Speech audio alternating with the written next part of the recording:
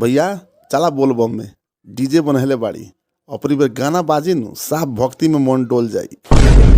ननु डोलतो अरे पहले भक्ति में मन डोल जाए जब गीत बाजे मन मेरा मंदिर शिव मेरी पूजा। अब तो गीत बाजल न भक्ति में मन ननु डोलल मन खलबला जाले। कैसे हो भैया अब अरे तू साफा भक्ति में लीन रहबे भक्ति में मगन रहबे लेकिन है लूचा गायक सा ऐसन ऐसन गीत गताऊ कि तोहर भक्ति के सीधे तहस नहस कर देतो। है गानवा पहले सुन। असो भरा ढेल दी कावर कान्हा छेल दे।